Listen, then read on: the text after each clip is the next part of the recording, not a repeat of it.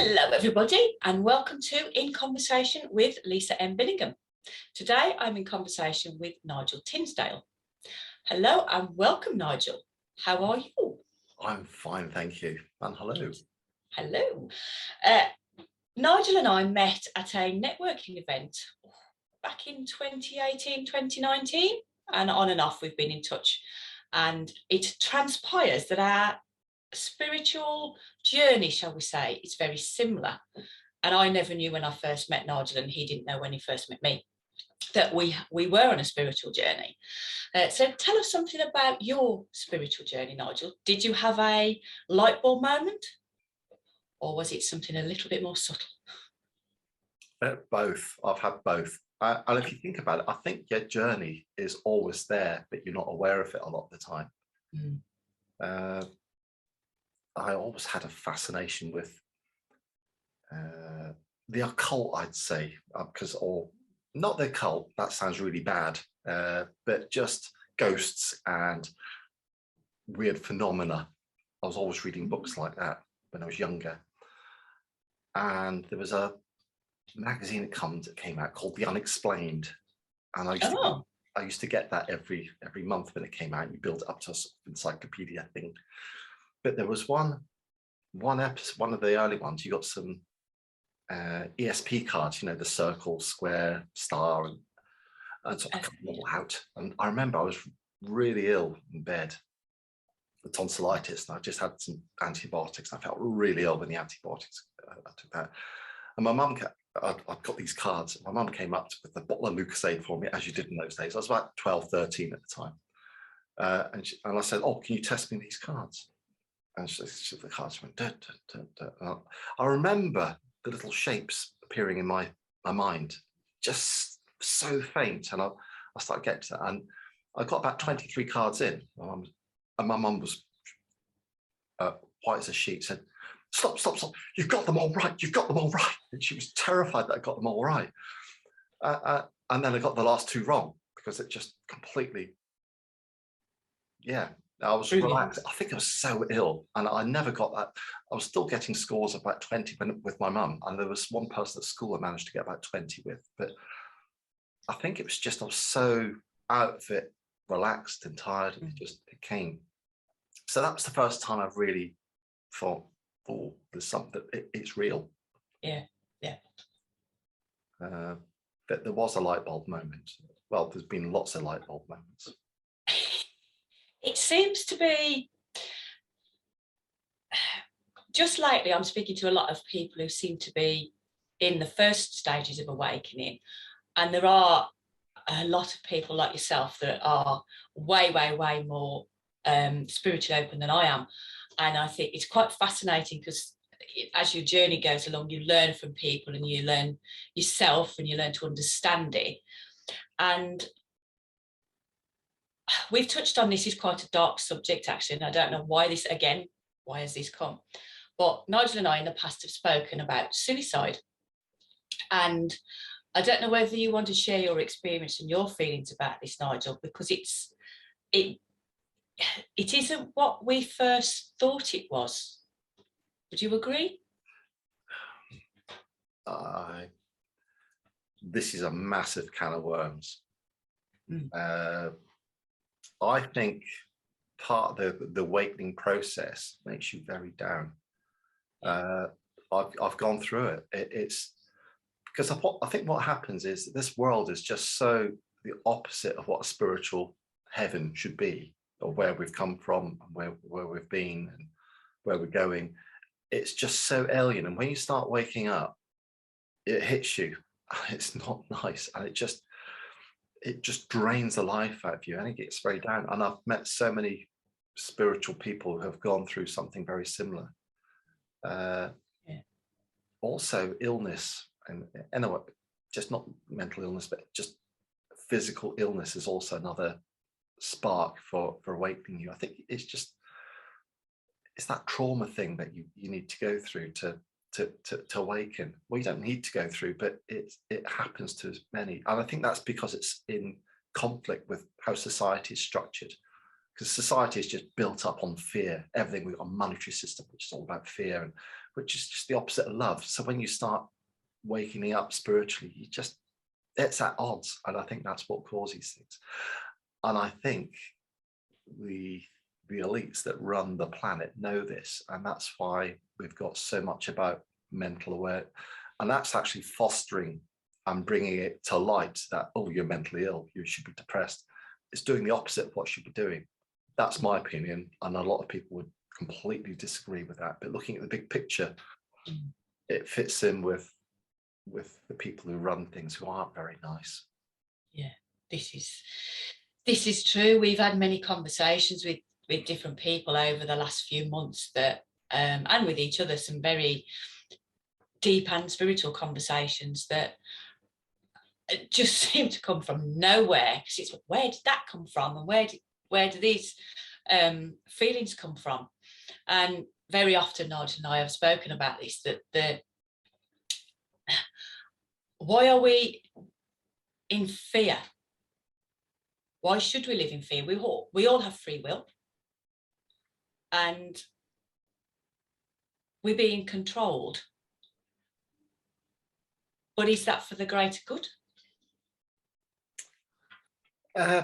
You'd argue it is. All the rules seem to be for the greater good. And how can you argue against this rule, which will save people, or save lives, or do this, or do that? But actually, it might say that it's for that, but time and time again, it does the opposite.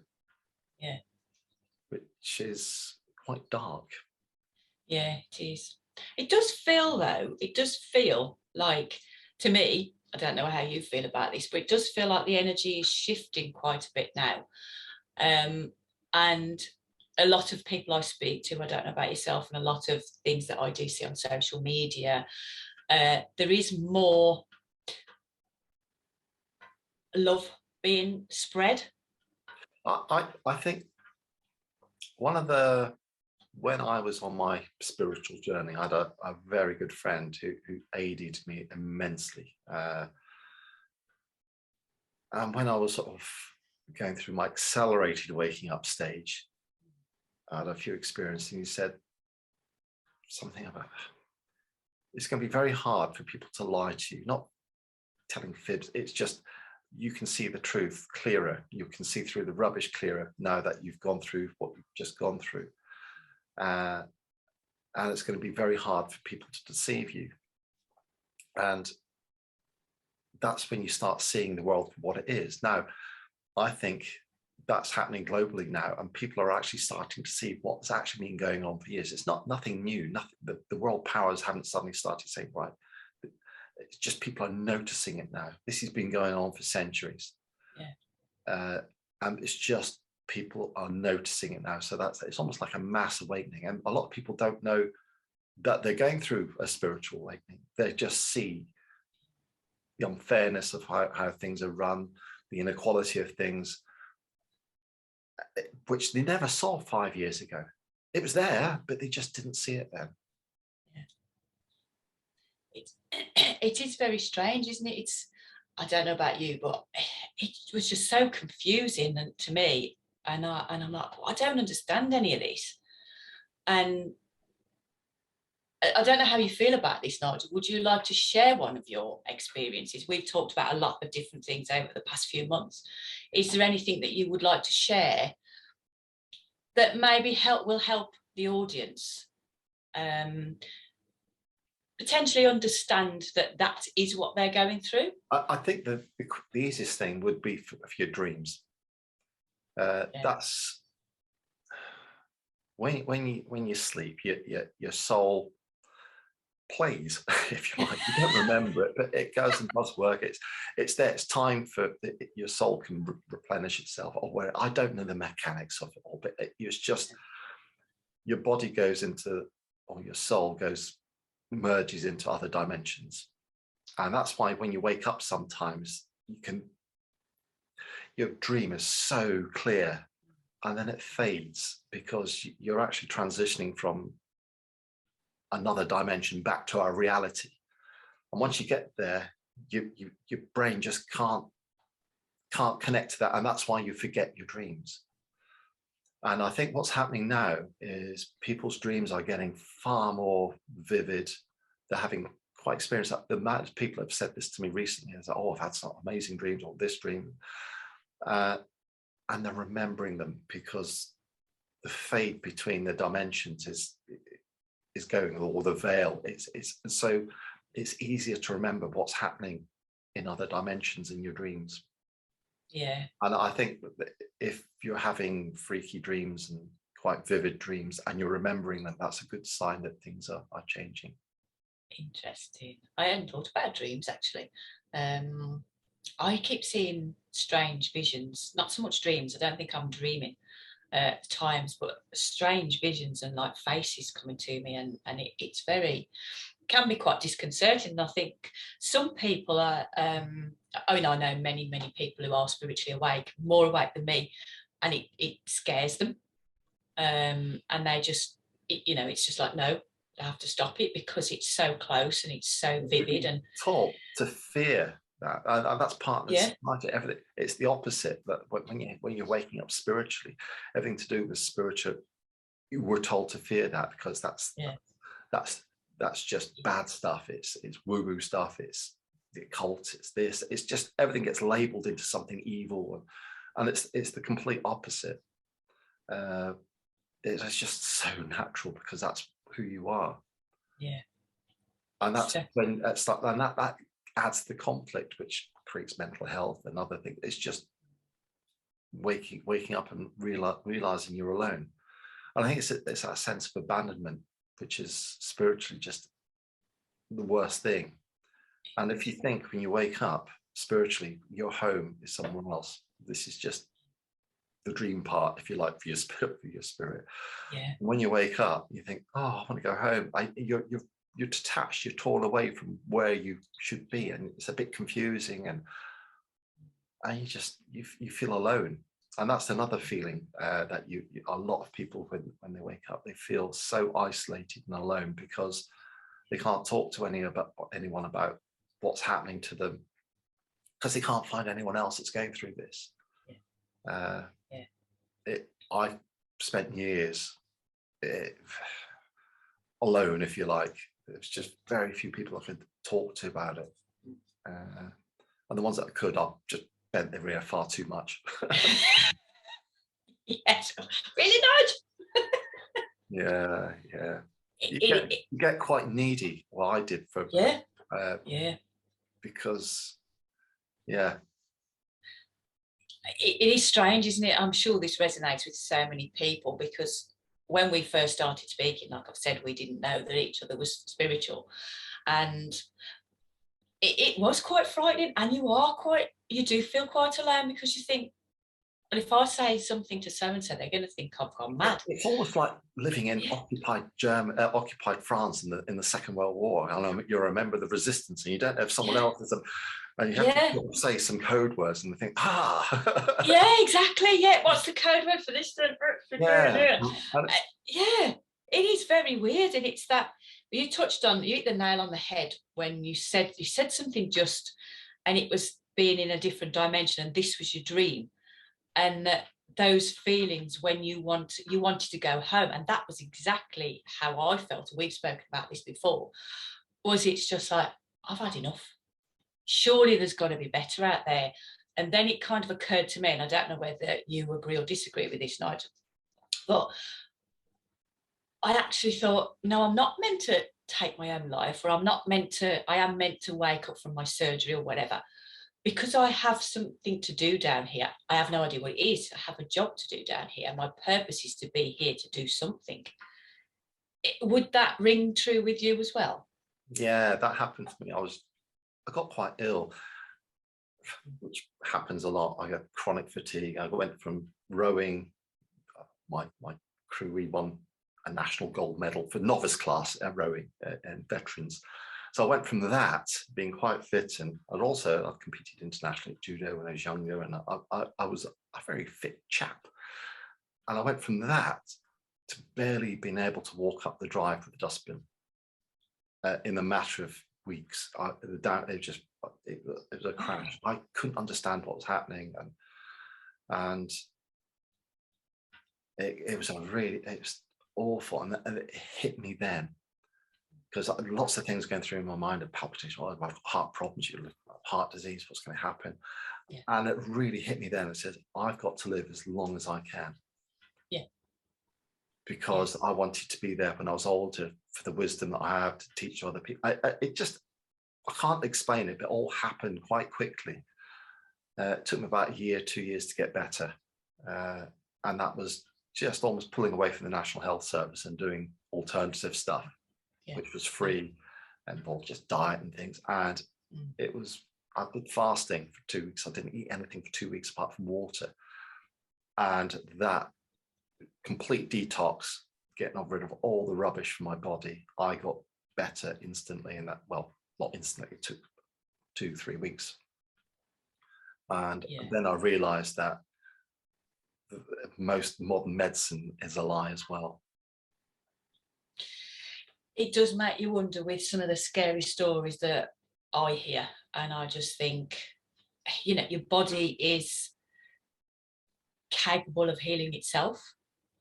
Yeah. It's just finding what's right for you, isn't it? And what food to put in it. And I know one of the things I've got to do is sort out my diet. I know that absolutely.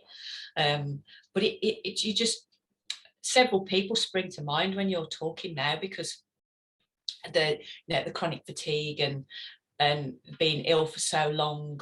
And I think there's so many people that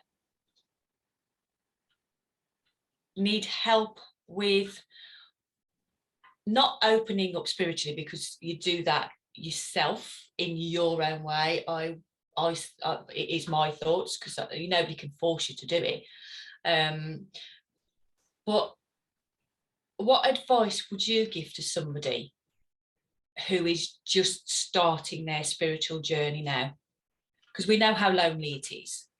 I'd say find others. Yeah. It's hard, but find others one way or the other. And the others you find, you'll outgrow them very quickly, because the first people you get attracted to will be groups who have been there. It might be a spiritualist church or something, but they're set in their ways. And it'll be nice to start with for a few weeks because it's all new to you, but you'll soon find this is just the structures of these organizations and things are pretty much the same as structures of a society. So there's a few extra things, and there'll be a lot of the people will be nicer there. Yeah. But it's not quite there. Yeah. But don't be scared to move away from something like that if it doesn't feel right. Yeah. If any doubts, just move away. It doesn't matter, just move away. And if you don't worry about it, which is easier said than done, help will find its way to you. Yeah. It will happen. And it's almost just not worrying about it. Yeah. And you will, people that will help you will be put into your path. Yeah. So don't. Exactly. It's a mixture of looking and not looking, but I think the important thing is just to chill about it, if that's possible. Remove the fear and the anxiety, and things will happen. Yeah, I can actually vouch for that, because I was kind of stuck on my spiritual journey, and strangely enough, Nigel and I had met, as I'd said previously, quite a while ago, a few years ago, and all of a sudden we ended up on an online workshop. Was it? Yeah, it's a workshop we did. Workshop, wasn't it? A what workshop? Sorry. Negotiation workshop. That's it. Yeah. And he put me through the ringer. I felt like when I came out of there, I was like, oh. But because we were in breakout rooms, and we just happened to be in a room together, and then we started to chat about different things and like, you know, the woo-woo stuff that we talk about now. And somebody suggested to me that I get a business coach, and straight away Nigel's name came into my head. So I contacted Nigel, and we've been working together ever since.